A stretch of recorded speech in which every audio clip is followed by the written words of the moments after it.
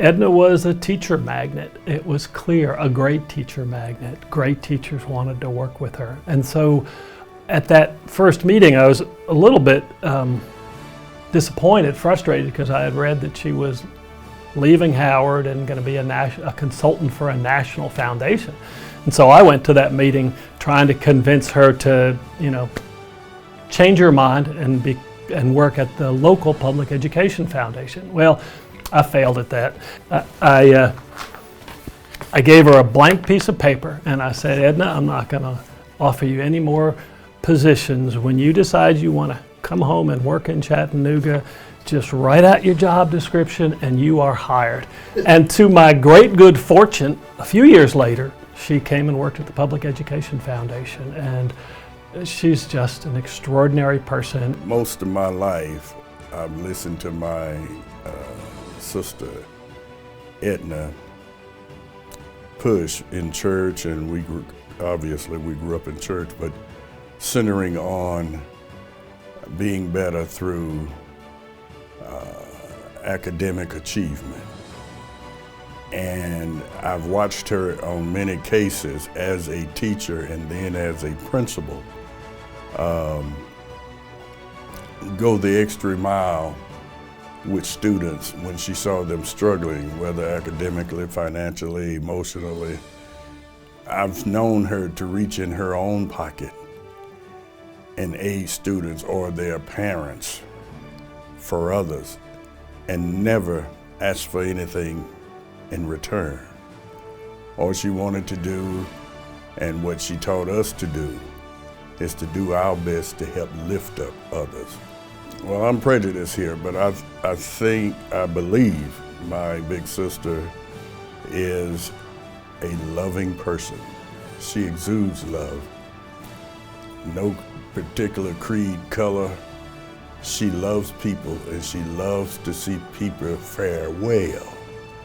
And so her loving heart to want much for each and every individual, even if they didn't want it for themselves, to try to push that. And she demonstrates that in the way she sacrificed for others.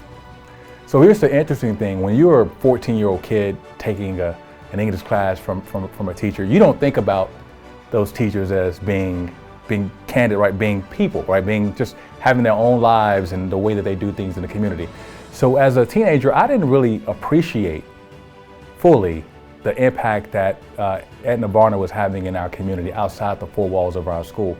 It was only later in life that I really began to really understand all of the work that she's been doing in our community to make an impact. I'll be standing there with Edna Varner and someone will come up to her and say, Miss Varner, they don't know it's Dr. Varner, Miss Varner, do you remember me?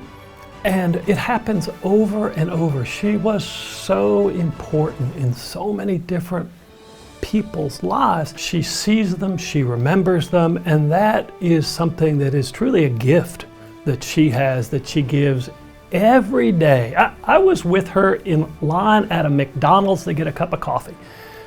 And the man in front of us paid our bill.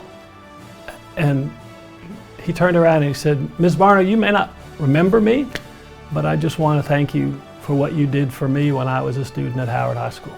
I mean, that's her life. She has contributed so much wisdom and concern and love to so many people across this community. So at the governance level or the advisory level, it's unmatched. But on the human level, it's unmatched.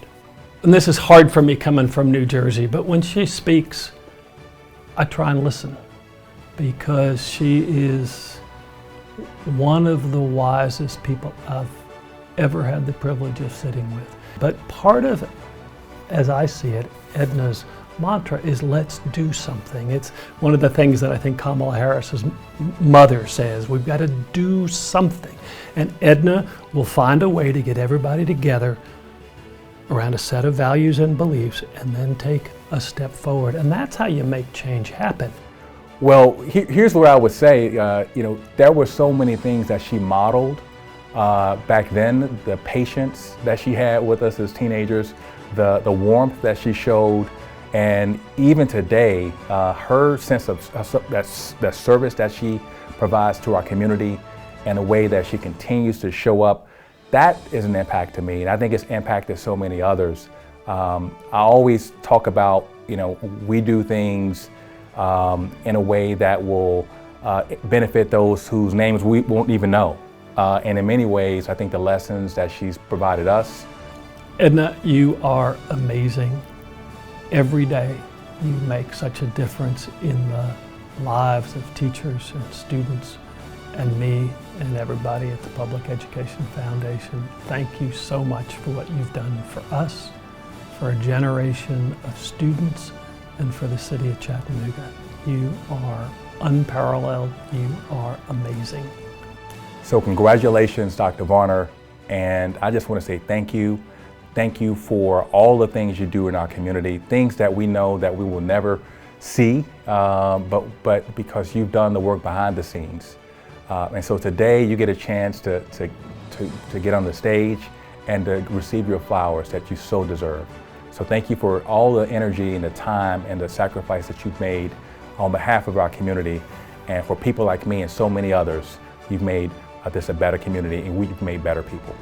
Well, Edna, your baby brother loves you, and you have been an inspiration not only to me, but everyone in our family, everyone that has been in commune with us or in our community. Your selfless love have always moved each and every one of us. And I love you with all my heart. We call you Peaches. I don't know if Mother or Daddy gave you that nickname, but now that you're Dr. Peaches, it's because you're so sweet, and you're sweet to everyone you meet. I thank God for the life that you've lived that continues to build up those around us.